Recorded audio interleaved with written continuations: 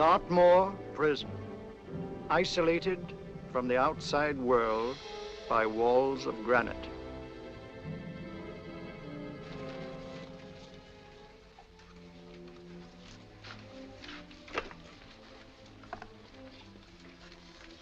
They say you could get out of here by merely telling what you know. You may or may not be another Scotland Yard bloke. But I'll give you the same answer I gave the others. I still have 2 years, 8 months, and 6 days left in which to make musical boxes. That'll be sold at auction for the benefit of this delightful sanctuary. And I intend to serve them.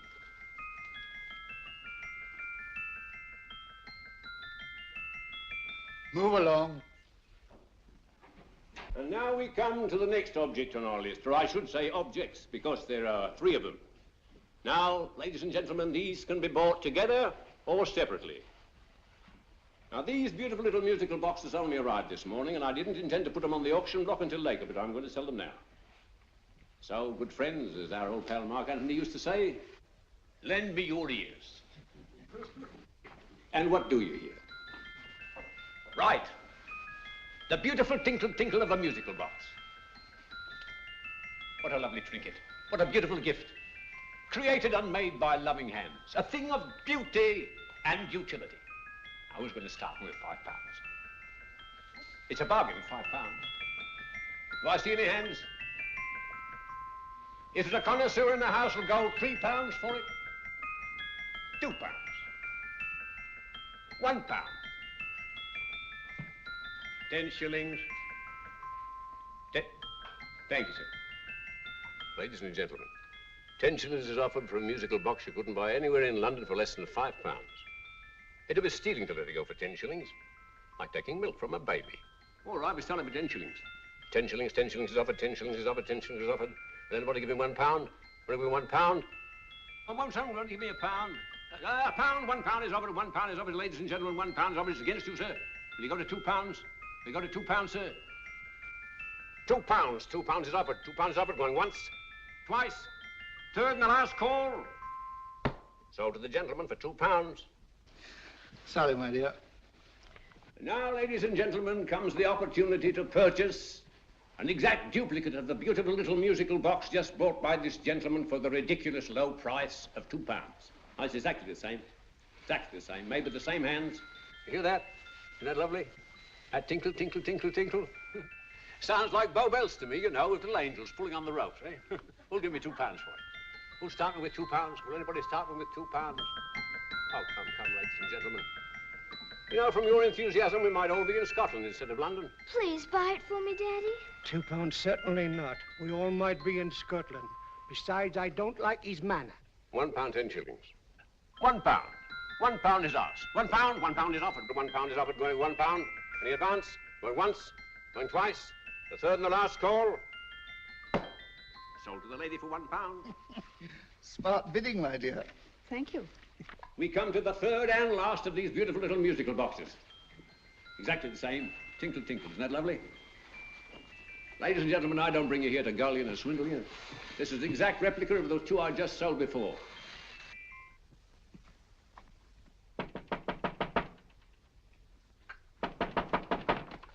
We're closed. But this is extremely important. Come in, sir, come in. I'm sorry to disturb you, but I was unfortunately delayed from arriving in time to bid on certain articles which I was rather anxious to obtain. Oh, perhaps they weren't sold, sir. We are carrying several things over. What might the articles be, sir? 3 identical musical boxes, about so large. Oh, I'm sorry, sir, but they were sold. Pity you weren't here to bid on them. They didn't bring anything like the real value. I'm most anxious to obtain them. I wonder if your records would show who the purchasers were. Oh, we don't usually give out that information, sir. For certain, shall we say, sentimental reasons, I'm most anxious to get in touch with the purchasers. I'd be willing to pay, shall we say, £5. Well, for certain sentimental reasons, sir, we'd be very happy to oblige. Alfred, today's sales. The 3 musical boxes. Musical boxes, oh. Ah, here we are. The first purchase for £2 from Mr. Julian Emery, 52 Portman Square. Write this address down, Alfred. Yes, sir. Second didn't leave any name. Well, how unfortunate. I think she's a dealer. You see, they don't like us to know where the things are going. On account of the profits. You say the second purchaser was a woman. Can you give me a description of her? Oh, she was a young woman, fairly tall, slender. She had a light complexion and dark hair, and she was wearing a grey suit, don't you remember? That's right. She probably runs a gift shop. She paid £1. You say she comes here fairly frequently? No, I didn't say so. But she does, sir. Like as not, she'll come in on Thursday. We have sales on Mondays and Thursdays. Oh. And the third box? The third? Oh, Mr. William Kilgore, 143B Hampton Way. For 10 shillings. Quite a drop from £2. Mr. Kilgore was a Scotchman. Oh. Thank you. You've been most helpful. Oh, thank you, sir. And any time you're passing, dropping, we always have lovely things for sale. How card, sir? Thank you. I'll be back Thursday.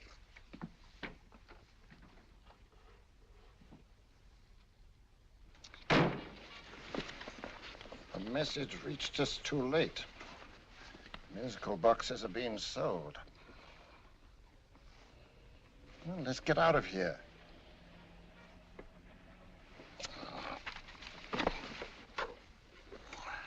Someday you'll go too far.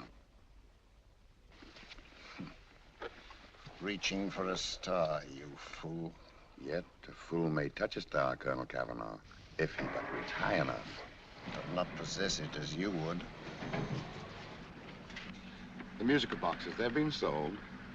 What a pity for you, my dear Colonel. Is it my fault that the message reached us only an hour ago? Is it my fault that they were sold? You can't hold me responsible for that. Hope for your sake you're right.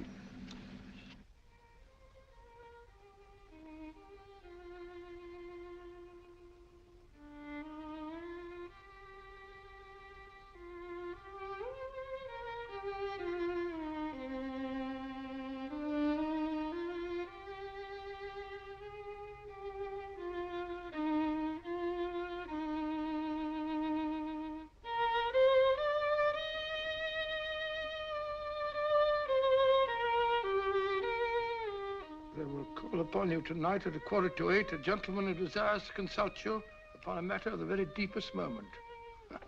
Remember that letter, Holmes? It was written over 2 years ago. An interesting case, devilishly interesting.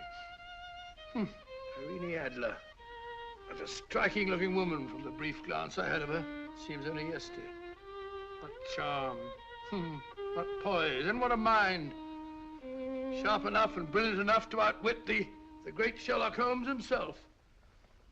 I take it the new issue of the Strand magazine is out, containing another of your slightly lurid tales. It is indeed. And what do you call this one? I call it A Scandal in Bohemia. Not a bad title, eh?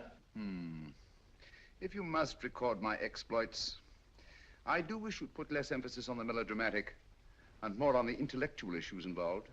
More on the what do you mean by that? Well, I do hope you've given the woman a soul. She had one, you know. By the woman, I suppose you mean Irene Adler. Yes.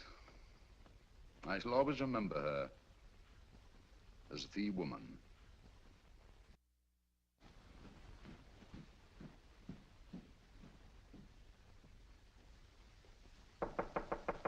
Come in.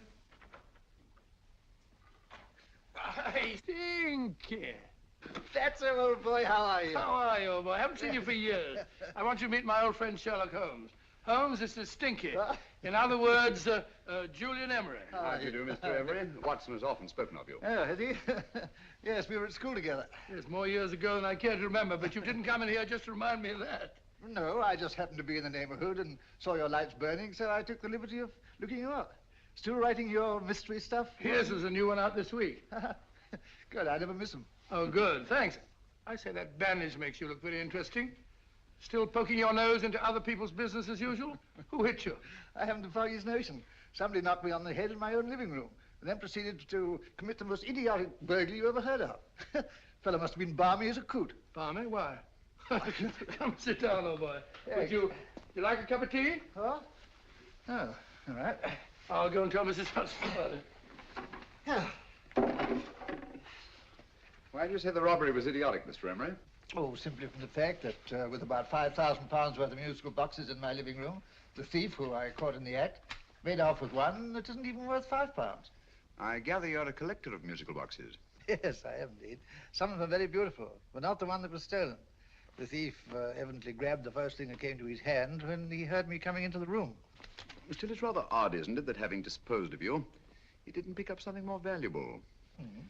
Was there anything unusual about the stolen box? No, nothing at all.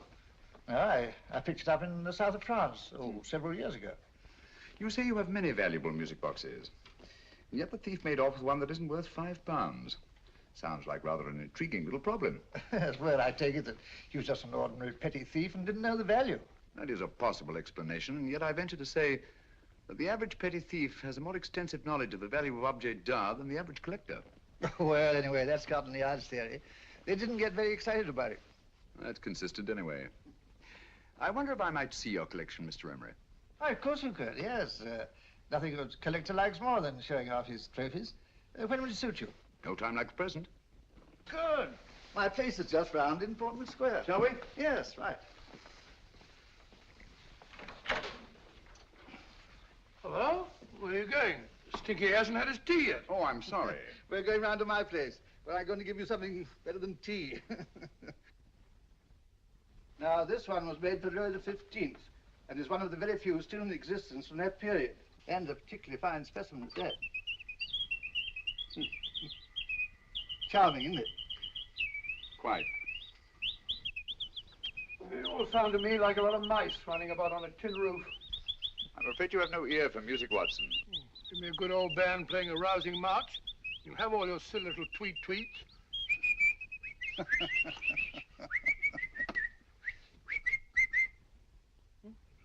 Another one. Is this me?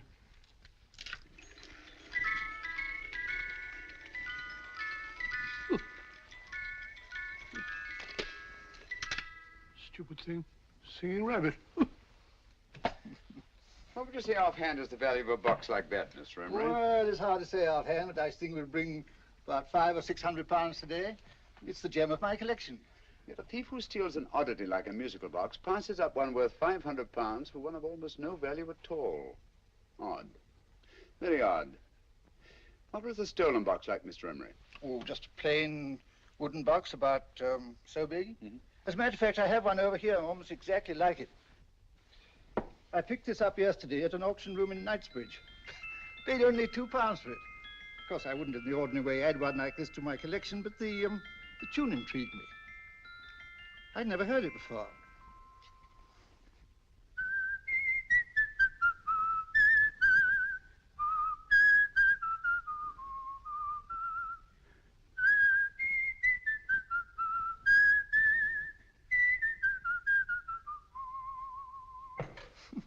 You have a remarkable ear for music, Holmes. Rather an unusual melody. Sit down, Will. Thanks. You say you bought that box at an auction sale yesterday? Yes, the Gaylord auction rooms in Knightsbridge. Run by old, what's his name? Crabtree. That's the man. At what time was the robbery committed? Oh, about 3 o'clock this morning. You know, Mr. Emery, that box and the robbery might well be cause and effect, especially since you say that the stolen box outwardly resembles this one a great deal. And Scotland Yard were not particularly interested, eh? Oh, yes, but I wouldn't blame him for that, especially as I told him I was quite unable to describe the thief, except, of course, for the fact that it was definitely a man. All you remember is that you came in here and someone struck you on the head. Yes, and the next thing I knew, my man was trying to revive me. It might be wise for you to put that box away somewhere and lock it up. Oh, I don't think that's necessary. Besides, everything's insured. Well, at least if any further attempts at robbery are made, I'd suggest that you call the police, rather than running into any personal danger. Oh, come, Holmes, aren't you being a bit of an alarmist? Possibly. Well, I must agree with old Stinky. Seems to me you are making rather a mountain out of a moleskin. Molehill is the word, old boy, and it's time you were in bed. Thanks so much for letting us see your place. Now, it's been glad meeting you. Holmes, I can't understand why you were so mysterious. Seems to me the petty thief explanation was the only sensible one. Really? Yes, I can't see how you can believe it was anything else. I didn't say I believed it to be anything else. The petty thief theory is the obvious one, I grant you. However, it's often a mistake to accept something as true merely because it's obvious. The truth is only arrived at by the painstaking process of eliminating the untrue. We are not able to do that in this case without further data. Rubbish, you're pulling my leg. You're trying to turn a tuppenny halfpenny robbery into an international plot. No, I'm not. I just hope that your friend Stinky is a little more cautious in the future. Just in case.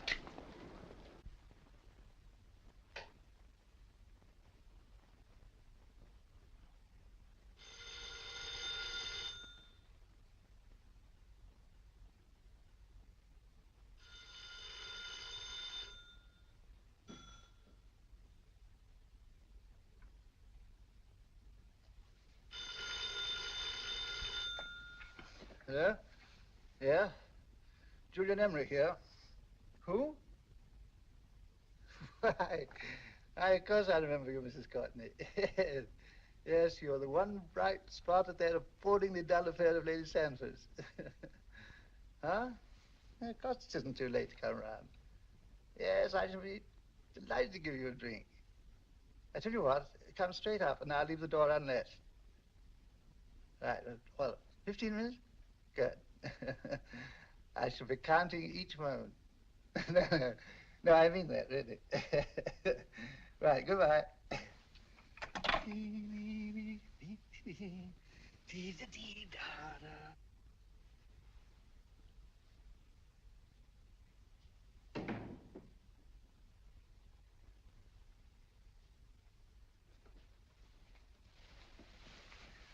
Boo! Oh, you startled me. Did I? Yes. Must be the pixie in me. I know I shouldn't have called you so late, but I was at a party just around the corner, and I remembered your invitation to see your collection of musical boxes. My dear Mrs. Courtney, pleasure is all the greater for being so unexpected. My friends call me Hilda. Thanks. Mine called me Stinky. Stinky, how quaint. Oh, what a perfectly wonderful collection of musical boxes. You know, when you told me you had a collection, I had no idea it was so attractive. Yes. They appeal to the ear as well as to the eye. Oh, what a plain little one. Why, it looks just like a country cousin amid all this grandeur. No. You mustn't underestimate the country cousin. Only last night a burglar broke in here, and with all these to choose from, went off with one very much like it. Really? Yes, I don't mind the loss of the box so much, but I do resent this crack on the skull. But it makes you look so interesting. Oh, do you think so? It's funny, that's what old Fatso said. Fatso? I mean, Dr. Watson. He was here this evening with a friend, Mr. Holmes. He's interested in my collection, too. Sherlock Holmes? Yes. Do you know him? I've heard of him. Yes, he seems to think I'm in some sort of danger. What a haunting tune. It takes me right back to my childhood. Really? Do you know, it's odd that you should be interested in that particular musical box. Odd? Why? Because Mr. Holmes is also interested in it.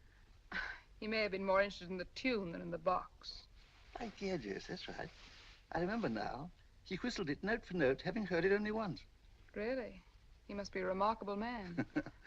Bit of an alarmist, if you ask me. Don't you believe in warnings? Of course not. Who'd want a box like that? I would. You're not serious. Oh, but I am. Well, you put me in a very awkward position. I'm a collector, you know.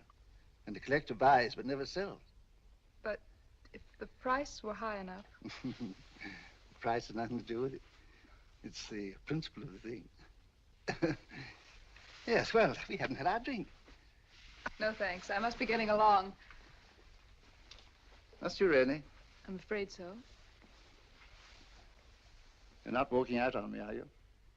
My reputation, Stinky. I say, you know, you are an attractive woman. Thanks.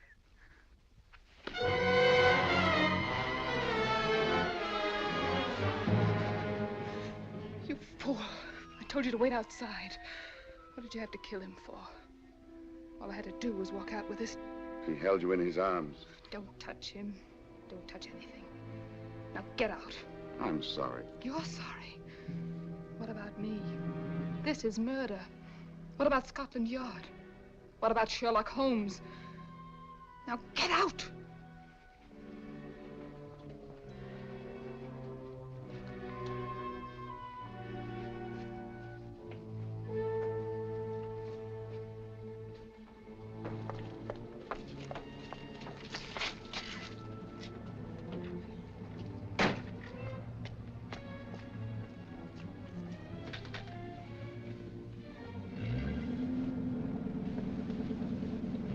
Did you get it? Good. Did you have any trouble with him? Just a matter of murder. Ah, Mr. Holmes. Hopkins? Thanks for coming so promptly. Inspector Lestrade suggested that I call through to you. Mr. Emery was the client of Mr. Holmes, Inspector. Indeed. You didn't mention that when I telephoned you, Mr. Holmes. Well, not exactly a client, Inspector. Sergeant Thompson? He was killed between the hours of 11 and 2 o'clock this morning, Mr. Holmes. Must have been someone he knew, someone of whom he had no suspicion. Poor old Stinky. It's all my fault. I should have prevented this. Well, it's no time to start talking about that now, Doctor. Apparently it's gone. That's the second attempt on the musical box that Emery bought at the auction sale. And this time it was successful. But that box was only worth £2. It was worth a man's life, Watson. I think we'd better pay a visit to Gaylord's auction room and that fellow Crabtree. Inspector, may I suggest that you make a complete search of this flat for a small, plain, musical box about that size? Thank you. Come on, Watson. You say the first box went to Mr. Julian Emery. The second to Mr. Kilgore, 143B Hampton Way. And the third to the unidentified young lady who presumably has a shop and lives near Golders Green. That's right, Mr. Holmes. Isn't it rather strange, Mr. Crabtree, that you should have had 3 identical musical boxes all playing the same tune? Where'd they come from? Dartmoor Prison. Dartmoor? Yeah, we get a regular shipment from there every month. The inmates manufacture them. Well, they make all kinds of things, you know, pipe racks, waste paper baskets, musical boxes. Did you happen to notice if anyone showed any particular interest during the auction in the purchasers of these 3 boxes? Oh, come now, Mr. Crabtree. This is very literally a matter of life and death. Well, since you put it that way, Mr. Holmes, there was a gentleman came in here about an hour after closing time, and he was in an awful state, he was. He gave me £5 to tell him where the boxes had gone to. He said they had a sentimental value for him, sir. Expensive sentiment. Can you describe him? He was tall, distinguished looking, and he had grey hair and a moustache. He was quite a gentleman, sir. What was his reaction when you were unable to supply him with the address of the young lady who owned the shop? I told him the young lady usually come back on Thursday. He said he'd come back on Thursday. Now, that's tomorrow. Thank you, Mr. Crabtree. You've been very helpful. Thank you. Come along, Watson. Where are we going now, Holmes? To the home of Mr. Kilgore, the man who bought the 3rd box.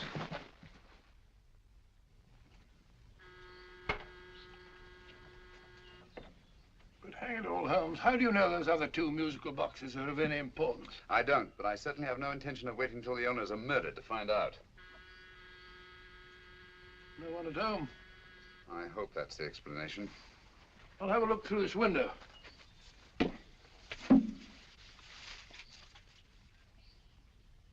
Doesn't seem to be anyone there. The whole place seems deserted as far as I can see. Yes. Mr. and Mrs. Kilgore at home? No. When do you expect them? Oh, in an hour or so. But there's no use you're hanging about. They don't buy nothing from peddlers. Peddlers? My good woman, this is Mr. Sherlock Holmes. Sherlock Holmes? Oh, go on. Do you mind if we come in and wait? My business is rather urgent. Well, I've got to go out and do my shopping. And I don't know as Mrs. Kilgore like any strangers nosing about. Quite all right, I assure you. Well, I've got to be off. You two wait in the parlor. And no smoking either. Mrs. Kilgore says it smells up the house. Funny old girl, Holmes.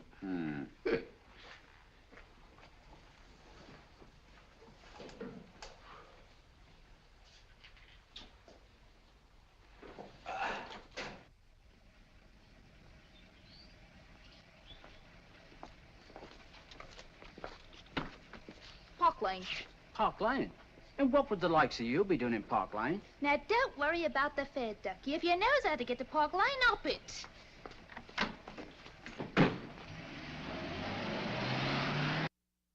You know, Holmes, I've been thinking. There must have been something hidden in that box of old Stinky's. Stolen jewelry, possibly. What's up, Holmes? Listen. What's just the steam in the water pipes?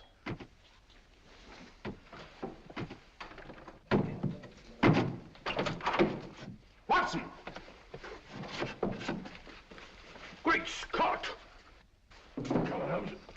Get on the chair here. It's all right, my dear.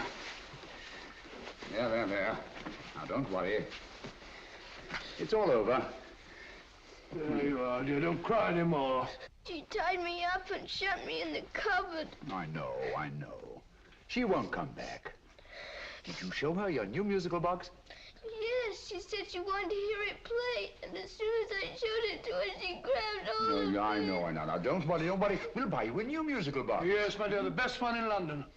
Watson. Oh, what a fool I've been. What do you mean, Holmes? She took the musical box out of this house in that market basket, right under our very noses. Why could the Kilgore charwoman want to take the music box? She isn't the Kilgore charwoman. She's a consummate actress. An extremely clever, unscrupulous woman who will stop at nothing. Take care of the char, will you, Wolfella, until our parents get back. Explain everything to them. Of course I will. But, Holmes, where are you going? Somewhere, somehow, I must get to the young lady who bought that third musical box before our opponents find out. I only hope that I won't be too late. Oh, no. No, darling, you mustn't cry anymore. Now, cheer up. Would you like to hear old Uncle make a noise like a duck?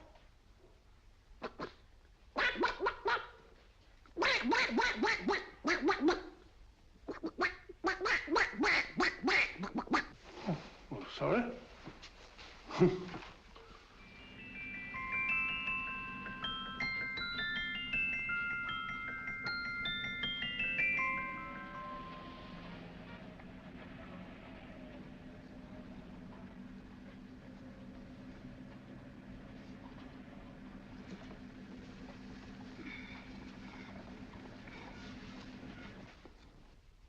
Now, ladies and gentlemen, how much am I offered for this beautiful lace Dresden china figurine?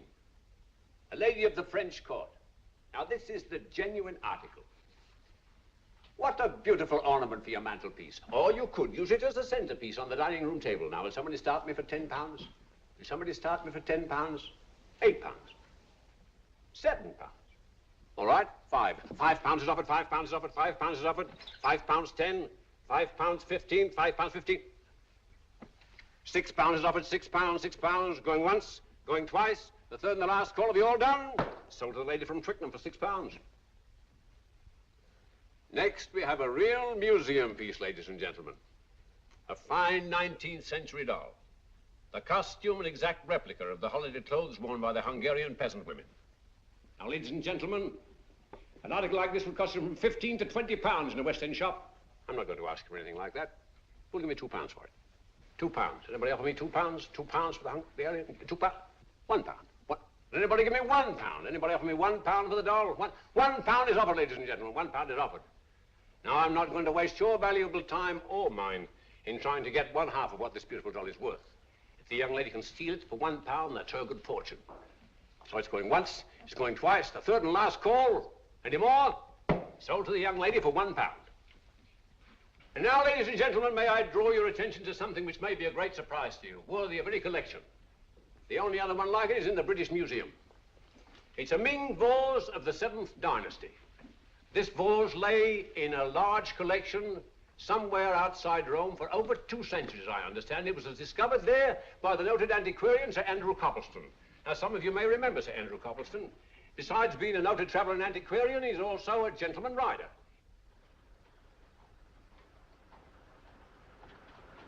The girl with the parcel in her hands, that's her. Are you sure that's the girl? Well, she fits perfectly the auctioneer's description. Follow her, Hamid.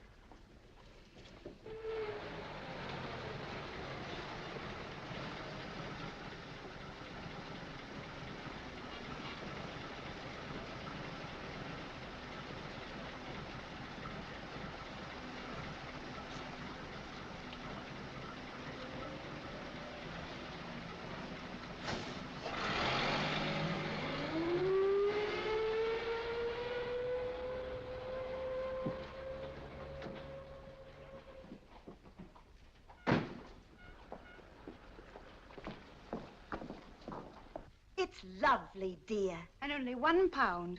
We can get at least 3 for it. Easily. I'll go make some tea. I could do with a cup. Right.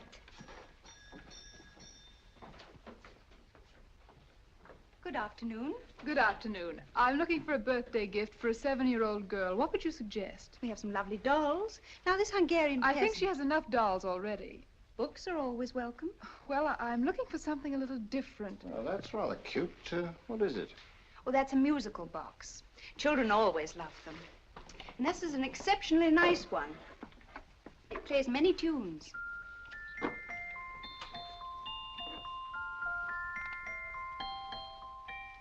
Have you any others? Yes, if you'll just step this way. I have only 2 left.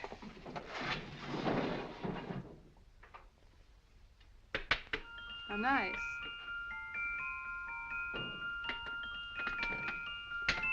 Are you sure this is all you have? I'm sorry. They're rather hard to find, you know. That's our entire allotment. I did have one other, but I sold it earlier this afternoon. But it was only a plain wooden one. It wouldn't have been a very nice gift for a child. Really? Do you happen to know who the purchaser was? Why, yes. He left his card, just in case anyone should inquire for him.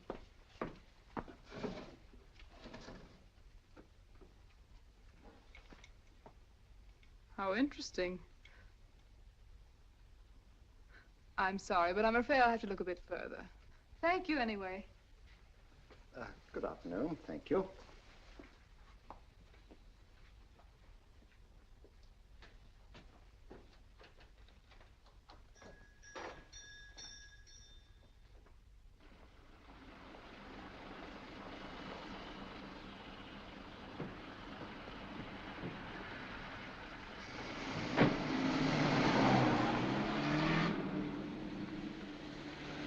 Heavy! Follow that cab. Here, now, what? Scotland Yard.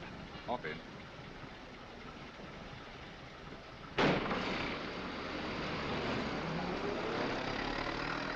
Sherlock Holmes. I might have known.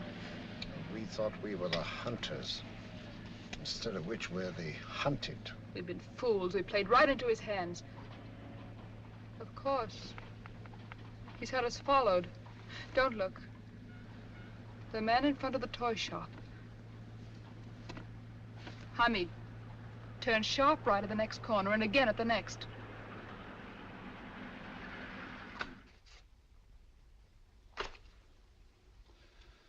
No photograph of her, Commissioner, as I expected. She's not a known criminal. But how do you expect to know if you do find her? After all, she was disguised as a charwoman. Don't worry, old fellow. If I ever see her again, I'll recognize her. Well, it won't be long till we know who they are and from where they operate. Who's covering them? Sergeant Thompson's following them, sir. They won't get away from him. He's a good man. We could have arrested them at Clifford's toy shop if we had any proof. But we know that they killed Emery. Proof, my dear fellow. We must have proof. We have x-rayed it, sir. There's nothing whatever concealed in the box. We'll have a look at the plates.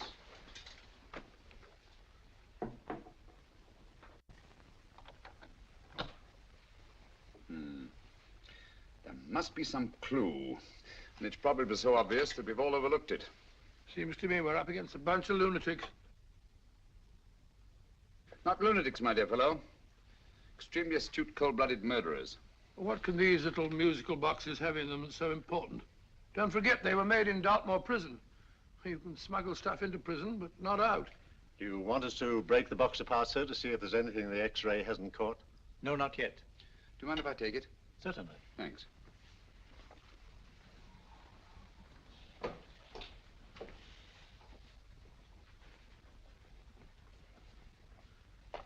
The governor of Dartmoor Prison informed us, sir, in answer to Mr. Holmes' question, that all 3 musical boxes were made by the same convict, John Davidson, serving a 7-year term, sir. Davidson? The Bank of England plates. That'll be all. Yes, sir. Now we're getting somewhere. Wait a minute. How did you know about the plates, Mr. Holmes? I'm a student of crime, Inspector. I make it my business to know about such things. And when the name of Davidson was mentioned... Well, who is this fellow Davidson? As long as Mr. Holmes seems to know all about it already, I suppose there's no harm in telling you. 2 years ago in London, there occurred a robbery of such tremendous importance, although the stolen articles themselves have no intrinsic value whatsoever, that the Home Secretary was instrumental in seeing that not a word of it appeared in any newspaper. But you never told me anything about this, Holmes. You were away at the time. Articles of no intrinsic value and yet of such importance? I don't understand. Davidson was apprehended within 15 minutes of committing the theft. But by that time, he'd hidden the articles in question and they've yet to be found. Before going further, Dr. Watson, I must inform you that this matter's not to be mentioned outside of this room. Of course not. Do I look like a man who'd gossip?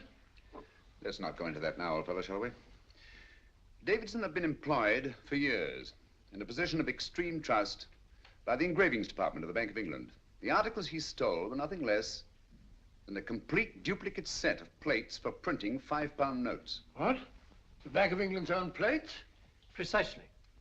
And with those plates, a gang of crooks could flood England with £5 notes, not forged in the usual sense of the word, but notes undetectable from genuine Bank of England notes in any way whatsoever. Good heavens. Any whisper at all might have resulted in enormous damage in shaking public confidence in the Treasury. We tried everything after we arrested Davidson. Offered him a shorter sentence if he'd tell us where he'd hidden the plates. Why, we even put in Scotland Yard men with him as cellmates, but no results. Obviously, Davidson is a man of strong character and infinite patience. Yet suddenly he feels impelled to smuggle out the secret of the hiding place of the plates to his confederates. Why? I don't understand, Mr. Holmes. Well, for example, has the Bank of England made any plans to radically change the design of the £5 note so that in, say, 7 years from now, notes made from the stolen plates would be worthless? Confidentially, Mr. Holmes, such a move was discussed. But replacing all the £5 notes in circulation would be such a Herculean task that nothing's been done about it as yet. I see. Of course, there is another possible explanation. Davidson didn't have much time to find a hiding place before he was captured. He may be afraid that the plates will be accidentally discovered before he's released. Hence his anxiety to communicate their whereabouts to his confederates as soon as possible. I believe you've hit it, Mr. Holmes. I'm sure that the message is contained in this musical box. Or rather, in all 3 musical boxes, since possession of all 3 seems to be essential. Our opponents have 2/3 of the puzzle, we have 1/3. Well, what are you going to do, Holmes? Try to deduce the message from the 1/3 that we have.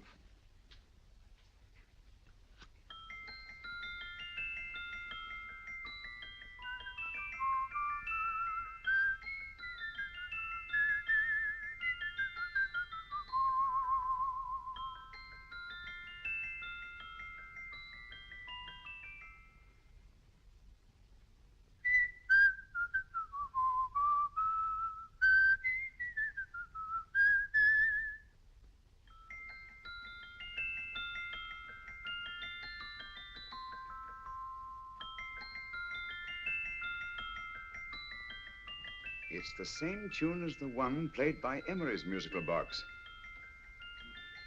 And yet it's different. Sounds the same to me. The tune. Somehow the tune is the key to the mystery. It must be the tune. Otherwise, why use 3 musical boxes to convey the message? Why not collar boxes or shoe boxes? Yes? Oh. It's for you, Inspector. Oh, thank you, sir. Inspector Hopkins speaking. What? Where?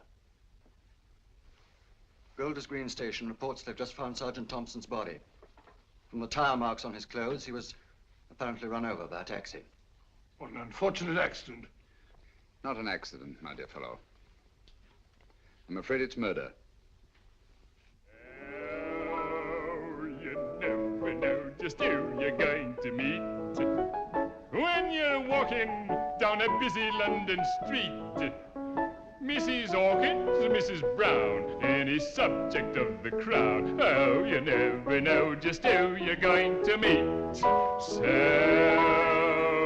you better hold your topper in your hand, just in case you meet a lady on the Strand. Girls will think you're kind of sweet, and your day will be complete. Oh, you never know just who you're going to meet. Now, a gentleman is judged by his appearance. Yes, a gentleman is judged by how he talks. Now, he's much better off when he's acting like a toff, especially if he's taking him a walk. What on earth is this outlandish place? A rendezvous for actors. Actors? Buskers, old boy. You've seen them 1,000 times. Actors who entertain the queues, waiting outside theaters. You never know just who you're going to meet when you're walking down a busy London street. So you better wear your best, elbow ties to look your best, 'cause you never know just who you're going to meet. So you better keep your manners right in view, just in case a lady gives a how'd you do. Keep your trousers in a pleat, shine your shoes and keep them neat, 'cause you never know just who you're going to meet. Blimey. Mr. Holmes. How are you, Joe? Never met him. And yourself? Fine, thank you. I want you to meet a friend of mine, Dr. Watson, Joe Sisto. Oh, well, any friend of Mr. Holmes is a friend of mine. Hi, Joe. He did me a good turn once that I'll never forget. Yes, I cleared Joe of a most unpleasant charge. Murder, no less. Oh, really? By proving to the satisfaction of the police that he was busy at the time blowing open someone's safe. That's right, Governor. Good gracious me. Joe, now you can help me. Come on, buzz off, buzz off. Come on, up it, up it. Can't a gentleman have some peace and quiet around here? And you too. There you are, Mr. Holmes. Now we can have some peace and quiet around here. Thank you, Joe. There's £5 in this for you. Well, I wouldn't want to take it on myself, sir, but I can get somebody to do it for you for half of that. You don't know what the job is yet. For £5? Murder, ain't it? What? No, Joe, not murder, just music. I want you to identify a song for me. Oh, there ain't a song that's been written that I don't know. That's why I came to you. Of course, the violin is more my instrument, but, oh, well, here we go. Now, listen to this, Joe.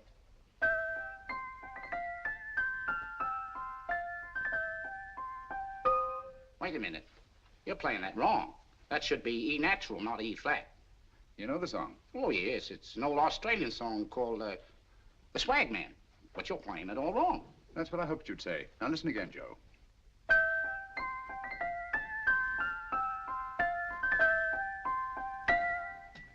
That's the same tune, all right, but you're making different mistakes than you did the first time. No, not mistakes, Joe. Call them variations. Here, play the song for me, will you, the way it's written.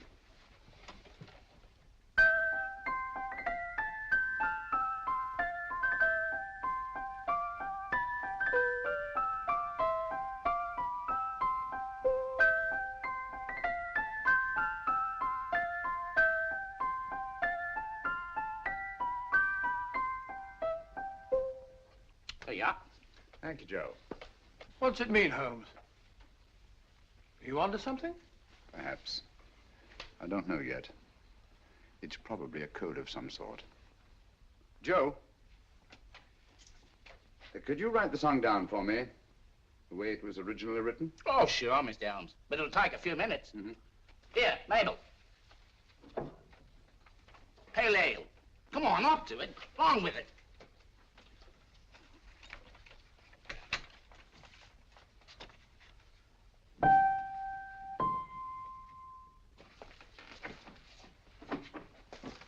Well, obviously it isn't the lyrics.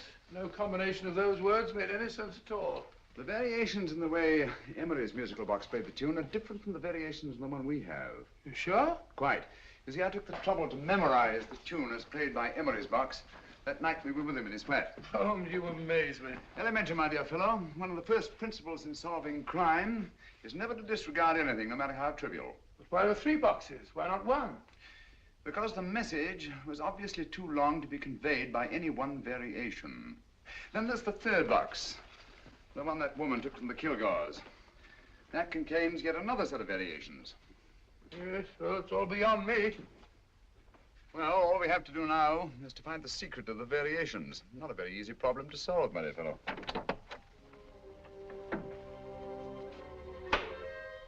Hello. What's up? We've had company.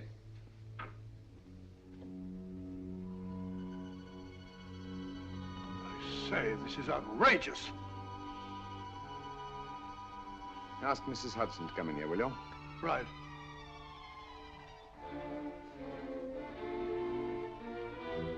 Mrs. Hudson?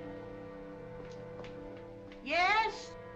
Oh, there you are. Will you come up here at once, please? Oh, coming, sir.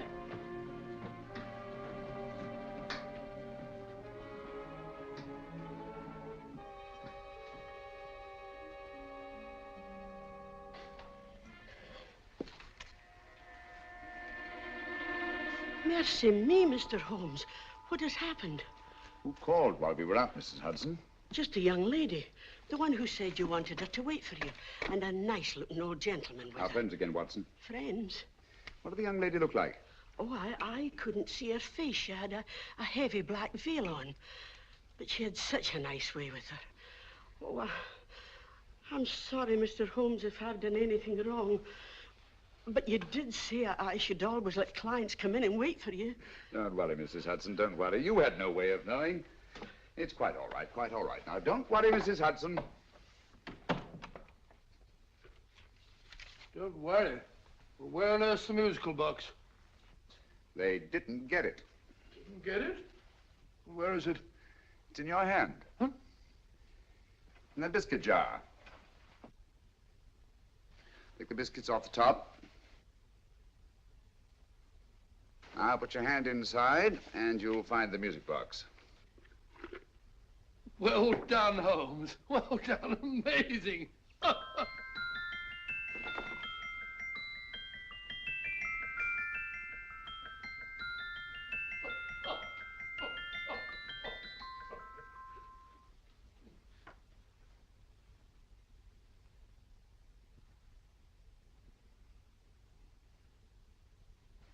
Phew.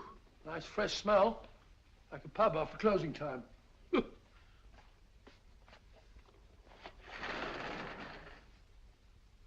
I say, Holmes. What? It's morning. Allow me to congratulate you on a brilliant bit of deduction.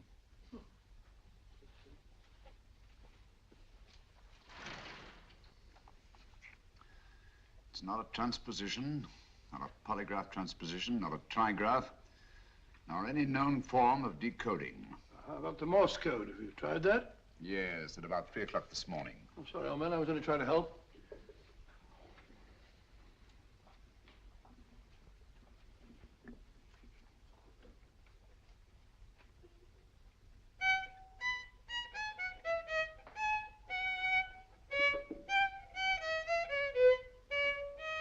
Oh, do me a favor. Not again. Must have heard that thing 1,000 times. Kept me awake all night.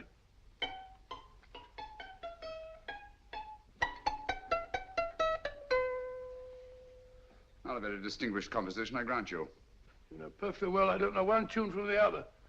When I was a kid, my people tried to have me taught the piano. I've always felt sorry for that old teacher of mine. The poor old girl finally reached the point of numbering the keys for me. 1, 2, 3, 4.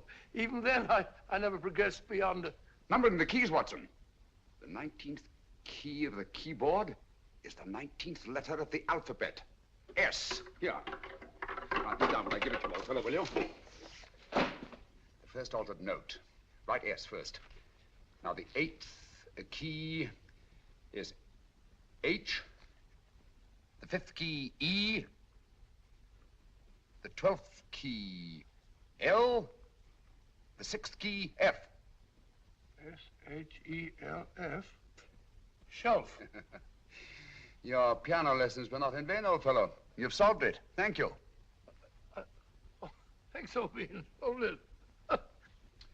We now have 2/3 of the message. Behind books, 3rd shelf, secretary, Dr. S.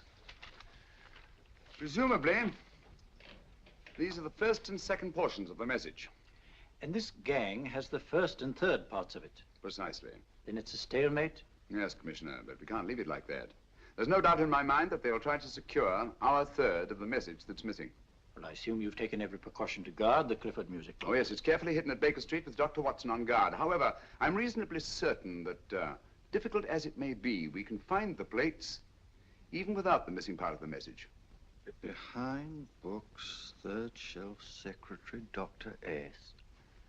Well, outside of the fact that Davidson hid the Bank of England plate somewhere in London, Mr. Holmes, I don't see that we've progressed at all. Allow me to point out to you, sir, the key words Dr. S. It looks as if the plates were hidden in the house of the doctor. Whether S stands for his first or last initial remains to be determined by a process of elimination. Well, there must be 10,000 doctors in London with S for a first or last initial. Precisely. And every one of them will have to be questioned in person. That's why I say this is a task for Scotland Yard. It's a task, all right. But Scotland Yard has searched worse haystacks and found the needle. Well, for the time being, I'll leave the matter in your hands, gentlemen. We'll call you if and when we get a lead on our mysterious Dr. S. Thank you. In the meantime, I intend to follow up a little clue concerning a cigarette.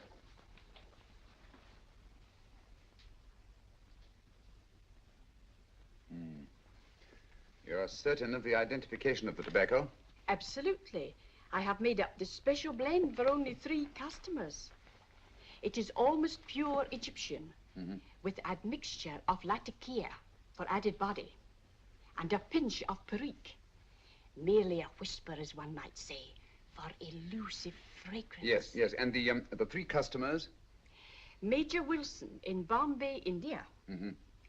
Mrs. Catherine Leamington Smith in Ireland. Yes, and the 3rd? Mrs. Hilda Courtney of Park Mansions, Bryanston Square. Thank you. Thank you very much. You've been most helpful. It is a pleasure to have been of service, Mr. Holmes.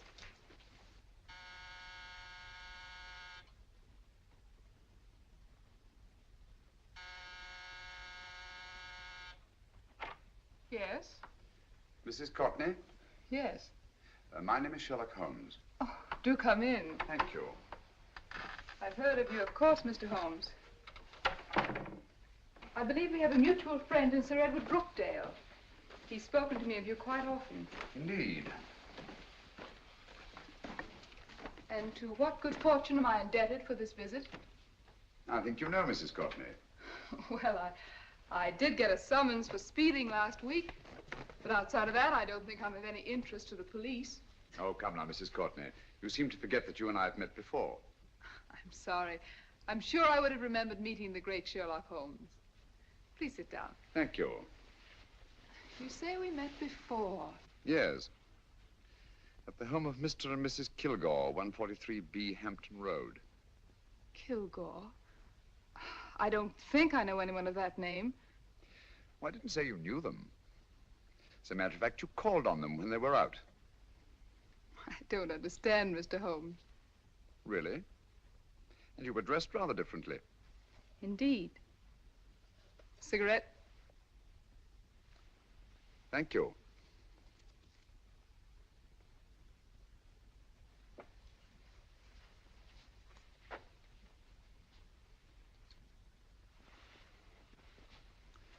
Thank you.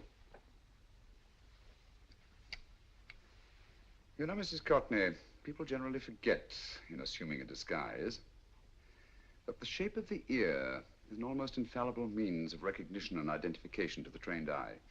Evidently, you've mistaken me for someone else. Oh, no, not at all. Though naturally, I expected your denial. But when you paid your visit to my rooms at Baker Street, you carelessly left behind another identification. They're, identical, aren't they? Yes, I must admit they are. You see, Mr. Holmes, to catch one as clever as you, I had to use a very special lure. I knew you'd be unable to resist the bait of my cigarette, having read with great interest your monograph on the ashes of 140 different varieties of tobacco. I should advise you not to move, Mr. Holmes. I must congratulate you on your ingenuity, Mrs. Courtney. It was indeed a brilliantly designed trap. Thank you, Mr. Holmes. Praise from a master is indeed gratifying. I shall always cherish the memory of your flattering words. Memory? Precisely. I'm afraid these gentlemen have a most regrettable task to perform. Unless, of course, you care to turn over the missing musical box with your pledge to take no action against us in the future. I'm afraid that will be impossible. I thought that would be your answer. Hamid! Careful! Careful. There's no need to be unnecessarily rough with our distinguished guests. You realize, Mr. Holmes, that your demise will not take place here. The corpus delicti, you know. Well, naturally. Shall we go? So fearfully awkward having a dead body lying about. Don't you agree, Mr. Holmes? Another dead body shouldn't weigh too heavily on your conscience, Mrs. Cockney.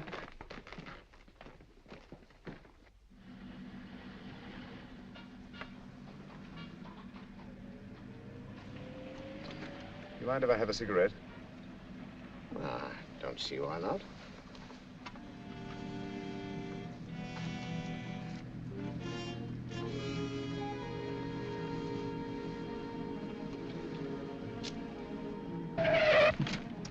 Be careful, Hamid.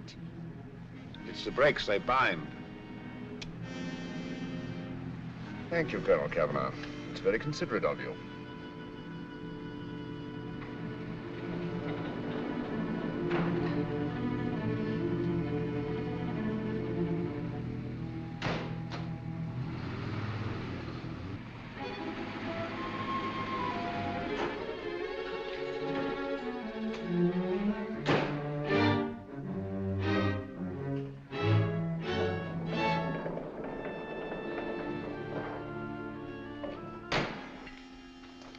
You'll be happy to know, Mr. Holmes, that your death will be a painless one. Hamid, attach this to the motor of the taxi. That little attachment, my dear Mr. Holmes, contains the deadly fluid known as monosulfide. The Germans use it with gratifying results in removing their undesirables.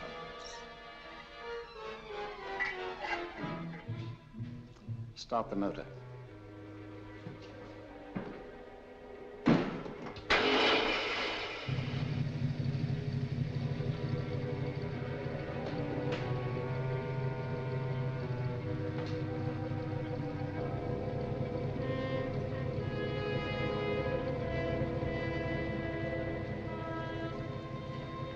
Tape his mouth.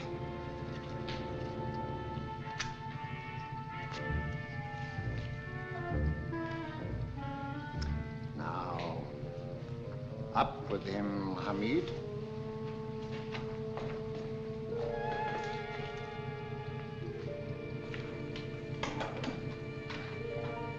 You find yourself like Muhammad's coffin, Mr. Holmes, suspended between heaven and earth.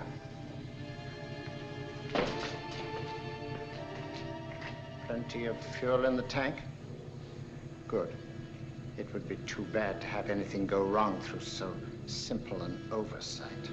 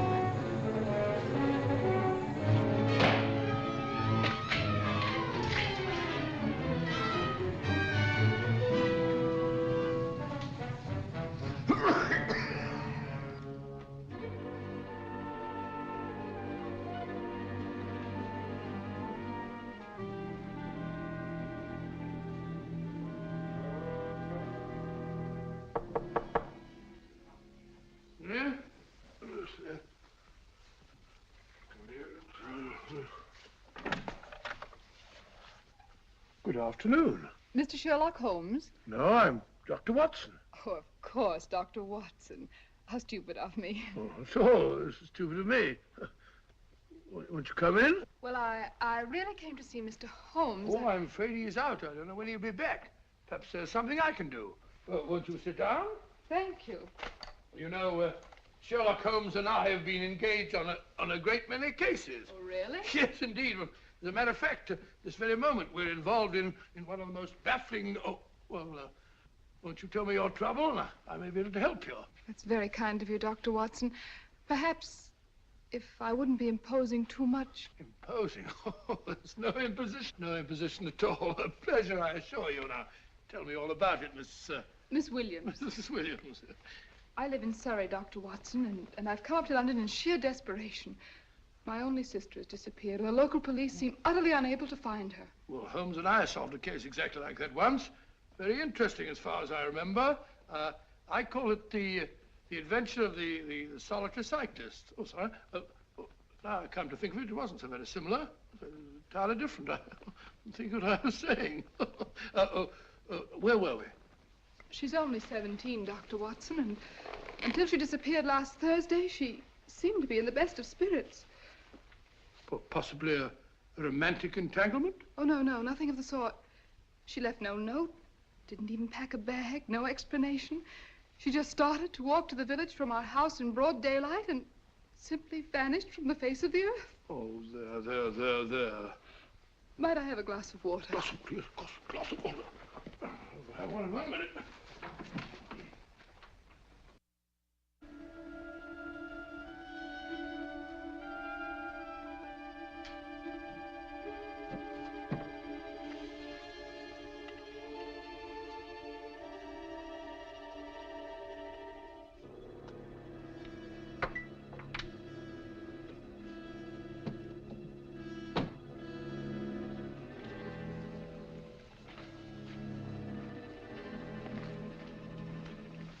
There you are, my dear.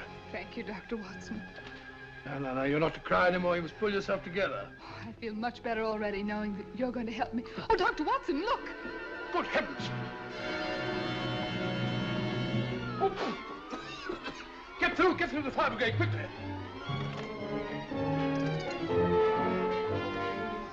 Haven't you a fire extinguisher? By George, we have in the kitchen.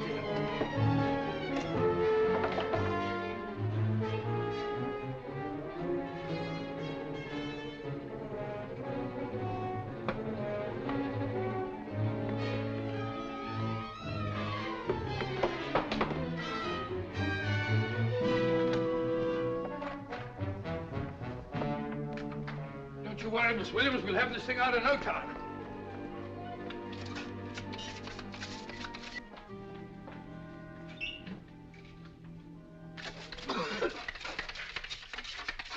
That's got it. It's a mare. Well, you see, there was no need for the fire brigade after all. I hope you weren't too frightened, Miss Williams. Oh, gone. That's the trouble with women. They always lose their heads in an emergency. Well.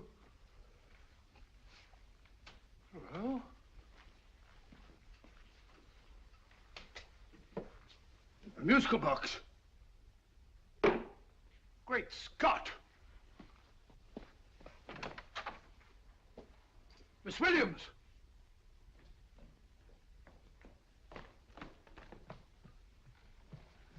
Well? Good. And Holmes?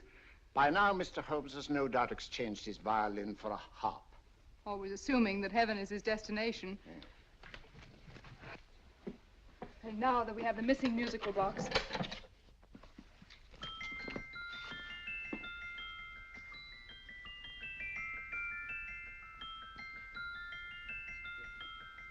Nineteenth note. 19th letter. Yes. He hasn't been there, you say? Holmes, where on earth have you been? I've been trying to get you at the club, at Scotland Yard, all over London. You were looking for me in the wrong places. Holmes, terrible things happened. I've been duped. That woman, she made a complete fool of me. Well, what do you mean? Well, she came here, let off a smoke bomb. I thought the whole place was on fire, and my first thought was to save the musical box. No need to say any more. She has the box. Yes. Don't blame yourself too much, old fellow. She's an extremely clever antagonist. Smoke bomb, you said? Well, you can console yourself with the thought that your charming friend is at least a reader of yours. What do you mean? If I remember correctly, you wrote about my little experiment with smoke and the cry of fire in a story you entitled A Scandal in Bohemia, which has just appeared in the Strand magazine. All right, oh boy. Don't rub it in. Well, it may cheer you up to know that you made a fool of me, too. That cigarette stub was planted here for one express purpose. We're going to bandaging around this place. Bandaging? What's the matter, Holmes? You hurt? Explanations will have to wait until later. At the moment, we're faced with a problem which I fear is insurmountable. Come over here, old boy, will you? Right. Our opponents are in possession of all three parts of the code. And here are we, while the Bank of England plates pass into their possession. Cheer up, old fellow, cheer up. As Dr. Samuel Johnson once said, there's no problem the mind of man can set that the mind of man cannot solve. What's that, old fellow? I was just quoting Dr. Samuel Johnson. He said there is Thank you, Watson, thank you. Leaving the front reception room, we come into the main hall, where Dr. Johnson was in the habit of passing through to have his meager meals in the dining room opposite, in company with his friend and biographer, James Boswell. We will now pass up the stairway, which remains in its natural wood finish, just as it was when the good doctor was here. The framed etching on the wall is believed to have been presented to Dr. Johnson by the distinguished painter, Sir Joshua Reynolds.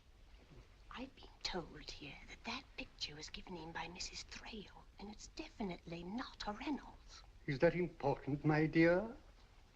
Oh, I'm sorry. This way, ladies and gentlemen, please, this way. Move along, children, move along. The secretary's not on this floor. Patience, Hamid. I have a feeling My that... dear Colonel, with Sherlock Holmes out of the way, what could go wrong?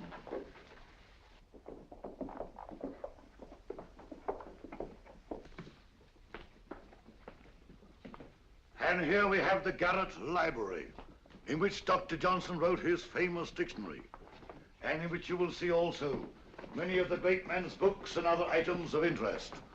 Step forward, ladies and gentlemen, please, step forward. Standing in the corner is the secretary, which contains many of the original works by the literary genius. On this table, Dr. Johnson's cat, Hodge, used to sleep while his master worked. A strange thing about this cat, ladies and gentlemen, was its love of oysters. They do say that the dear doctor often went hungry to find the cat that delicacy. What a pity. Now we will visit the grain room, which is immediately below us, in which you will see the very bed in which Dr. Johnson died. What did he die of? Gout. Just gout. This way, ladies and gentlemen. Mind the steps, please.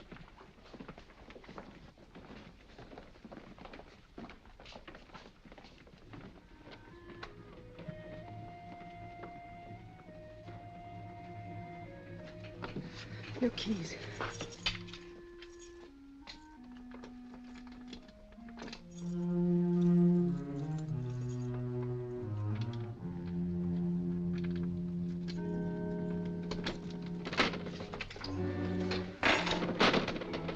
Third shelf up.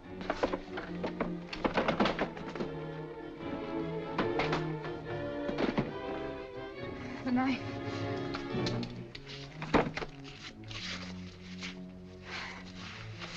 Gentlemen, the Bank of England plates. Well, Mrs. Courtney, so we meet again. No, I shouldn't do that if I were you, Colonel Cavanaugh. I must congratulate you, Mr. Holmes. You're far more clever than I thought. Thank you, Mrs. Courtney. Praise from you is indeed gratifying. I shall always cherish the memory of your flattering words. Memory? Oh, thank you. And now I have a most regrettable task to perform.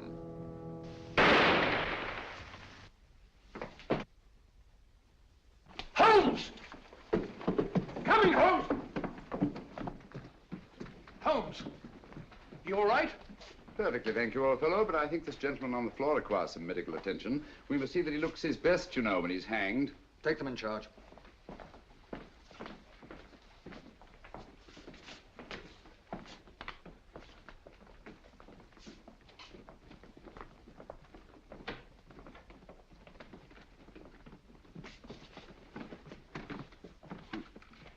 Brilliant antagonist. It's a pity her talents were so misdirected. Will you see that these plates are returned to the Bank of England, Inspector? I still don't understand how you solved it, Mr. Holmes. It's entirely due to Dr. Watson. He gave me the clue when he mentioned Dr. Samuel Johnson. Well, congratulations, Doctor. Oh, thank you, Inspector. I don't think I'd have done it entirely without Mr. Holmes's help, you know.